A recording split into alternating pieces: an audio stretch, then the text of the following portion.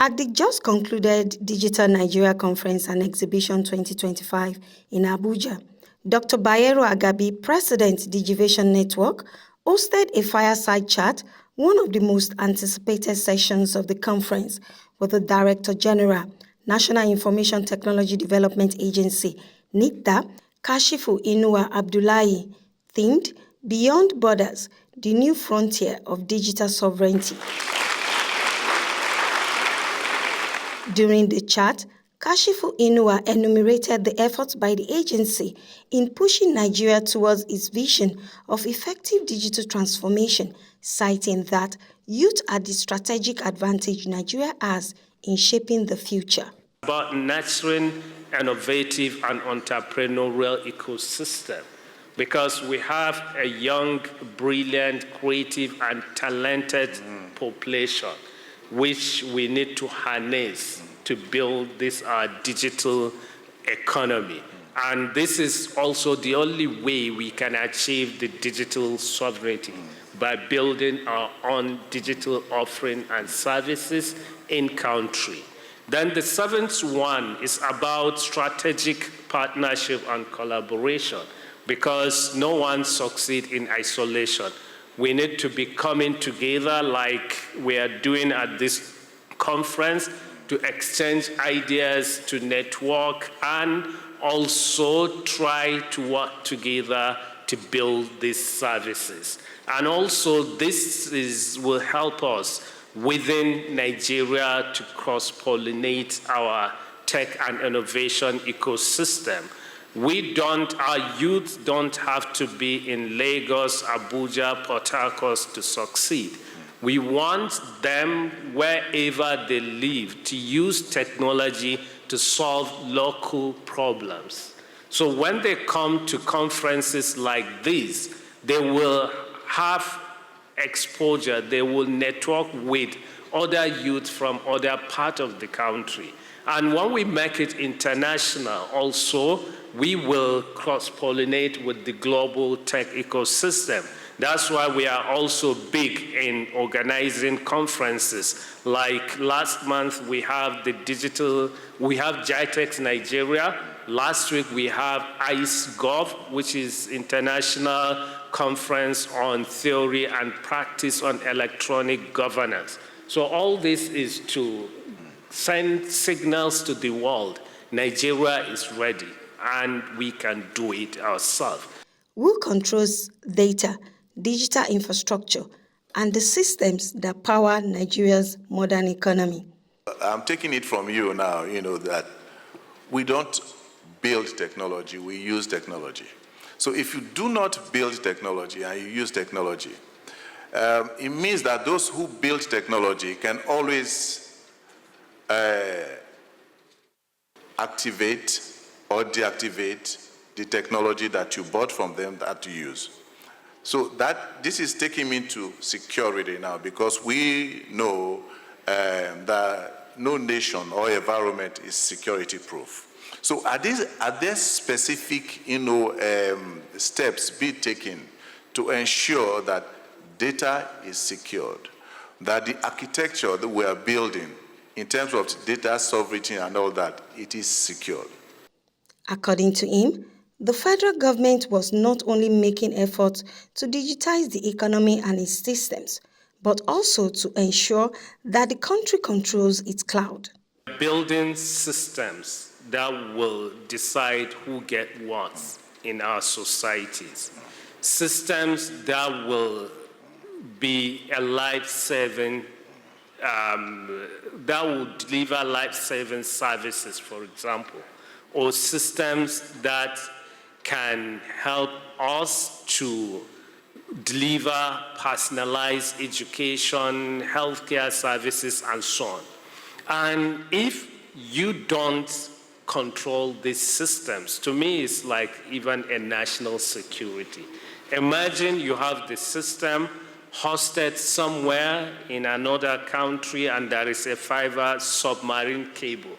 Nigeria is cut off the internet, no access to those systems. Like a few weeks ago, there was outage in one of AWS data centers. And that outage affected many African countries and many super apps in Nigeria or globally. Yeah. So that means we need to rethink even the cloud. Within cloud also, you can have a cloud sovereignty. Yes, I'm putting my system on cloud, but I should know where is it residing. What are the resilience built in it? What is the security and so on? So without that sovereignty, it will be difficult for you to even design with security in mind. So, but the bill will empower us to do all this. And it will also make government to always think digital first. Because digital is cheaper, is easier, is more efficient to deliver services to citizens. So if we think digital first, we are going to create a lot of opportunities. And also that can even help our startups and youths to build more innovative solutions. Imagine replicating what happens in the fintech industry, because the fintech didn't happen by accident. There was government policy on cashless that mandates banks to digitize their services. When banks were digitizing, the fintech saw gaps and they jumped into it and started building solutions. So today, if government says all government services must digitize, all government agencies will be rushing to do that. And there are going to be many gaps and opportunities for our startups to build solutions that will bridge those gaps. Yeah. And also, we are not saying buy off-the-shelf solutions to come and put it in place. No.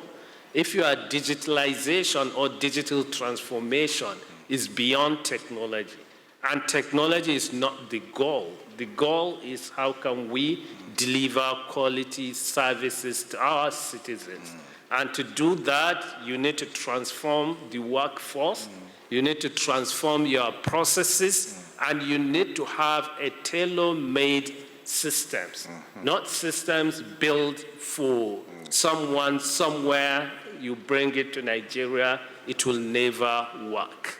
Because even within Nigeria, no two organizations are the same. Every organization is unique in the way they operate, their culture and behavior. Are there ways that the potential risk, that is involved with digital or emerging technologies coming to play within the ecosystem? That is what I know. AI will not replace you and I, but AI will replace the skills we have today and the processes we follow to do our jobs.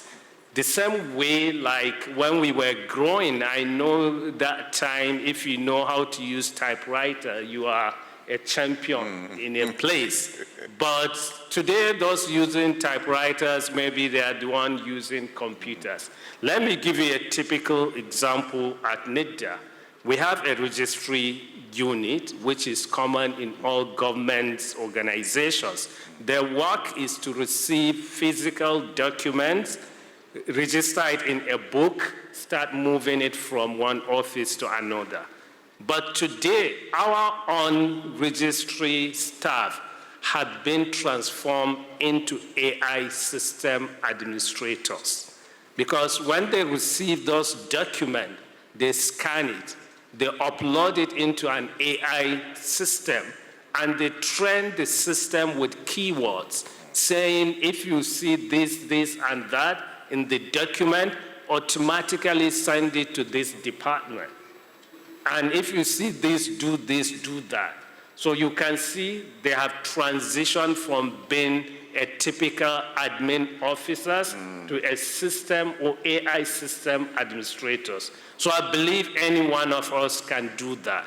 Yes, AI is going to disrupt or replace more than 50% of our daily tasks, the way we do things. So, but what we need to do is to learn, embrace, and use it. It will enhance us and make us better. If we plan, in as much as we plan, do plan very, very well, if we don't implement properly, your guess is as good as mine. So are there,